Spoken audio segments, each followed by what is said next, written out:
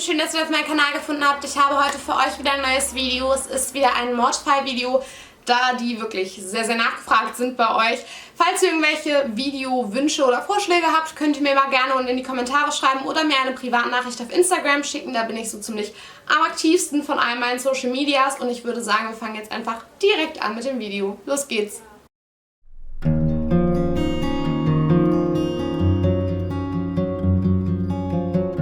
In diesem Video geht es um den grausamen Mord an Jamaica Yvonne Whitehead, die in Conyers in Georgia in der Wohnung von ihrem Verlobten Robert starb. Ihre Freunde und ihre Familie nannten sie einfach nur Nikki. Nikki hatte es selbst in ihrer Kindheit nie einfach gehabt. Sie war im Gefängnis geboren worden, weil ihre Mutter wegen Drogenbesitzes in Haft saß. Sie wurde dann an ihre Großmutter gegeben, von der sie auch großgezogen wurde und die sie auch sehr, sehr liebte. Aber ihre Großmutter konnte sich nicht wirklich durchsetzen. Sie hatte Schwierigkeiten, Regeln für Nikki zu setzen. Und das führte dann dazu, dass Nikki mit 17 Jahren schwanger wurde, mit Zwillingen. Sie nannte die beiden Mädchen Tasmia und Jasmia, kurz Tess und Jess. 12 Jahre lang lebten die Zwillinge und ihre Mutter bei Nickis Großmutter, also der Urgroßmutter der Zwillinge. Und die Großmutter sagte, dass sie eigentlich eher dafür verantwortlich war, die Zwillinge zu erziehen. Dass Nikki sich nie so richtig in die Erziehung einmischte und die Regeln waren eher locker. Aber Nikki wollte, dass ihre Töchter es besser hatten als sie selbst und deswegen zog sie dann mit ihren Teenagern aus. Die Mädchen hatten zunächst gute Noten und sie bekamen von Nikki wirklich alles, was sie in ihrer Kindheit sich erträumen konnte. Musikunterricht, Tanzunterricht, die schönsten Klamotten, die besten Frisuren, alles, was sie sich wünschten, bekamen sie auch. Wahrscheinlich wurden sie auch etwas verzogen. Aber dann kamen die Mädchen auf die Highschool und dann änderte sich alles, auch die Beziehung zu ihrer Mutter. Die Mädchen wollten sich mit älteren Jungs treffen und taten das häufig auch heimlich, nachts. Ihre Mutter hatte zunehmend Probleme, auf sie einzuwirken und sie irgendwie zu erziehen. Sie musste sogar die Polizei rufen, um zu melden, dass ihre Tochter mit einem älteren Jungen abgehauen war. Die Streitereien zwischen den Zwillingen und ihrer Mutter wurden dann irgendwann so intensiv, dass Nikki gezwungen war, die Polizei zu rufen.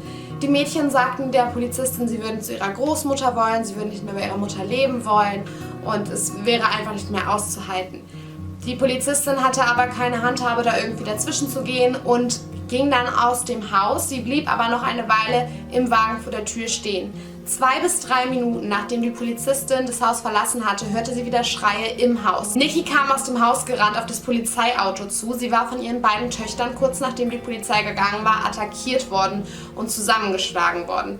Die beiden Mädchen sagten, ihre Mutter wäre zuerst auf sie losgegangen. Aber nachdem alle 3 befragt worden waren, war es dann sehr deutlich, dass die Mädchen Nikki attackiert hatten. Sie waren viel ruhiger, sie hatten überhaupt keine Kratzer oder sonstige Spuren einer körperlichen Auseinandersetzung. Nikki dagegen schon. Die Mädchen wurden dann vor Gericht gebracht für ihre Tat und wurden dann auch in eine Therapie mit ihrer Mutter gesteckt. Sie mussten regelmäßig Therapiestunden absitzen, aber sie lebten dann erstmal eine Zeit lang wieder bei ihrer Großmutter. Dort, wo sie auch eigentlich hinwollten. Doch Nikki liebte ihre Töchter und sie wollte für sie kämpfen. Am 5. Januar 2010 bekamen sie das Sorgerecht für die Mädchen zurück und sie mussten wieder bei ihr einziehen. Die Mädchen fanden das nicht gut, sie waren mittlerweile 16, sie wollten lieber bei ihrer Großmutter leben und sie machten das auch sehr deutlich. Allerdings konnten sie nichts dagegen machen, so war das Gerichtsurteil und ihre Mutter nahm sie wieder mit nach Hause. Am 13. Januar 2010, also 8 Tage nachdem Nikki ihre Zwillinge zurückbekommen hatte, fand ein Polizeibeamter die beiden Zwillinge an einer Straßenecke. Sie waren vollkommen aufgelöst. Sie schrien ihm zu, dass ihrer Mutter etwas zugestoßen sei, sie wäre ermordet worden und er müsste sofort mitkommen. Er kam dann mit zu dem Haus und was dort vorgefunden wurde, war wirklich ein traumatischer Anblick. Schon beim Betreten der Wohnung stieß der Polizei der rostige Geruch von Blut in die Nase. Es gab Blutlachen in der Wohnung, Blutspritzer an den Wänden und Schleifspuren, die zeigten, dass Nikki durch die Wohnung gezogen wurde, nachdem sie attackiert worden war. Nickis toter Körper wurde in der Badewanne der Wohnung gefunden, in die Wasser eingelassen worden war. Sie war voll mit Blut. Es gab über 50 Stichwunden an Nickis Körper. Ihre Wirbelsäule war fast durchtrennt worden und es schien, als ob ihr jemand eine Vase über den Kopf gezogen hätte. Anhand der Szenerie und an Nickis Verletzung machte die Polizei fest, dass sie gekämpft hatte. Sie hatte sie nicht einfach umbringen lassen. Sie war ihrem Mörder entgegengetreten. Sie hatte mit allem, was sie hatte, um ihr Leben gekämpft. Und die Polizei stellte auch fest, dass es keine Einbruchsspuren gab. Das heißt, Nikki muss ihren Mörder gekannt haben. Bei der Befragung von Nachbarn fiel auf, dass der direkte Nachbar von Nikki Blutspuren an seiner Tür hatte. Sie klingelten und befragten ihn daraufhin. Er sagte, er hätte an dem Morgen, an dem Nikki ermordet worden war, geschlafen. Er hätte noch im Bett gelegen, aber er wäre davon wach geworden, dass jemand an seine Tür geklingelt oder geklopft hätte. Und er hätte Schreie gehört, aber er wäre sich nicht so sicher gewesen, er wäre deswegen nicht nach draußen gegangen.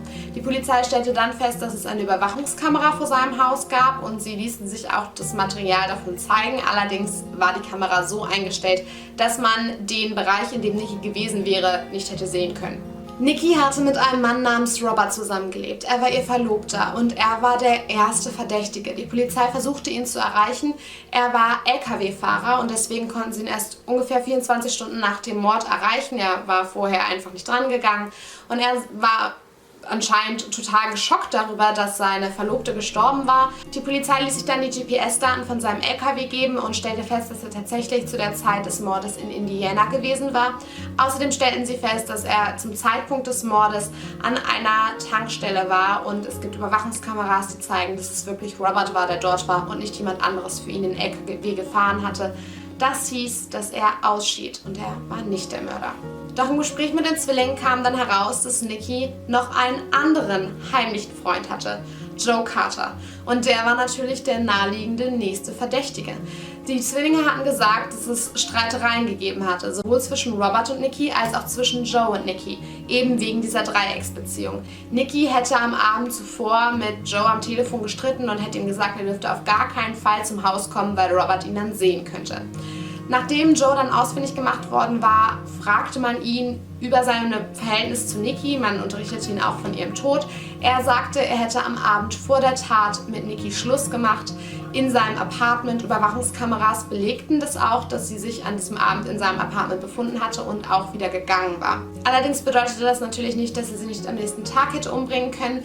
Ein DNA-Test sowie ein Lügendetektortest konnten dann allerdings beweisen, dass er es nicht gewesen war. Außerdem hatte er überhaupt gar keine Verletzungen an seinem Körper und es war der Polizei klar, dass Nikki gekämpft haben musste. Ihr Täter musste irgendwelche Merkmale haben, Kratzer, Beißspuren, was auch immer, davon, dass Nikki sich gewehrt hatte. All das war nicht da und deswegen wurde dann auch er als Mörder ausgeschlossen. Auf diese beiden Verdächtigen war die Polizei allerdings nur wegen 2 jungen Damen gekommen.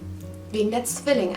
Weil die beiden gesagt hätten, Robert oder Joe hätten ein Motiv, denn sie wären eifersüchtig gewesen.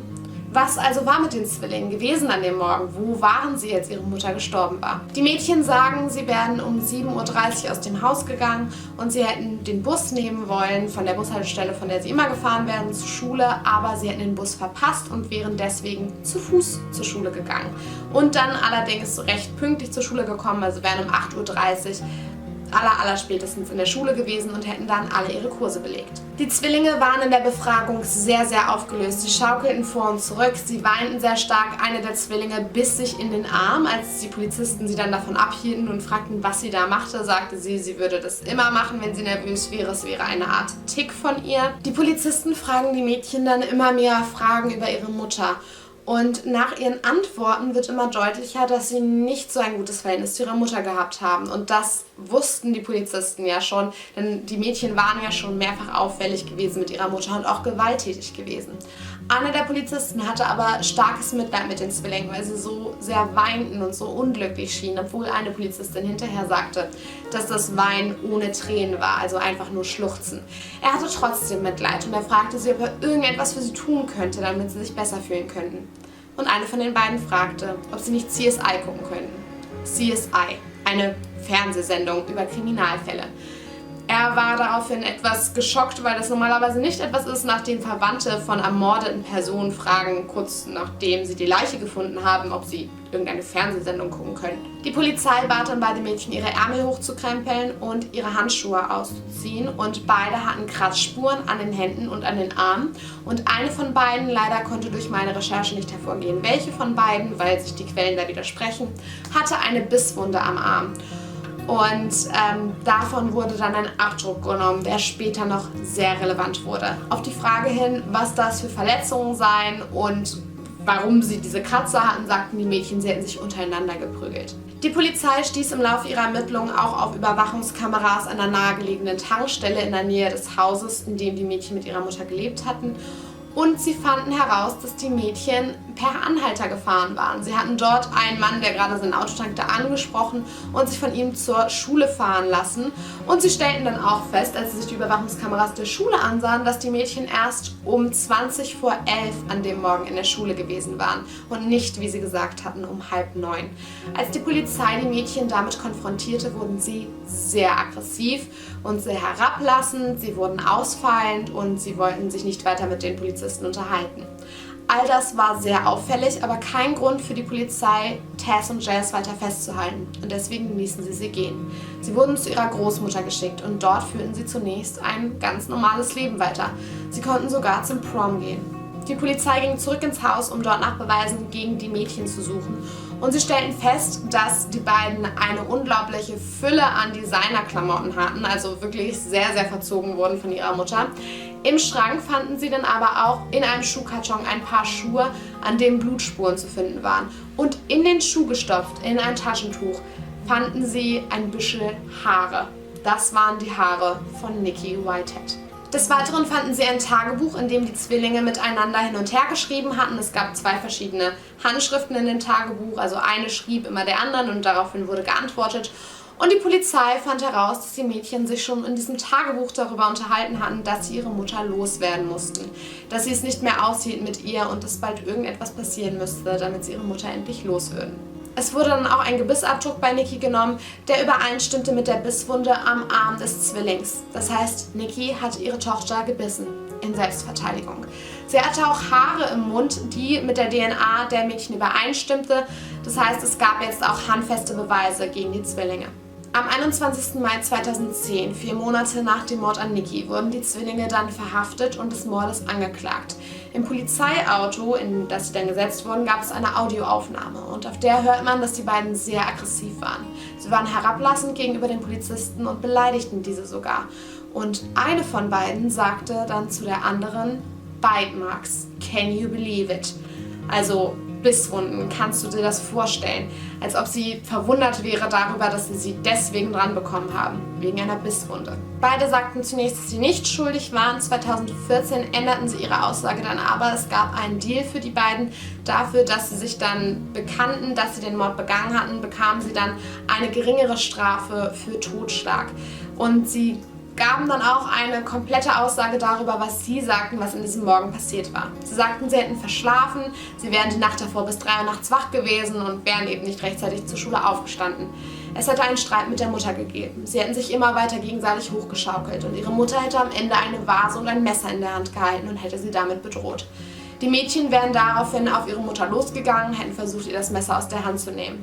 Erst hätte Tasmia und dann Jasmia mit dem Messer auf die Mutter eingeschlagen. Sie hatten ihr auch die Vase über den Kopf gezogen und sie mit einer Schleife gewürgt. Ihre Töchter zogen sie dann über den Boden ins Badezimmer und legten sie in die Badewanne, in die sie schon Wasser eingelassen hatten.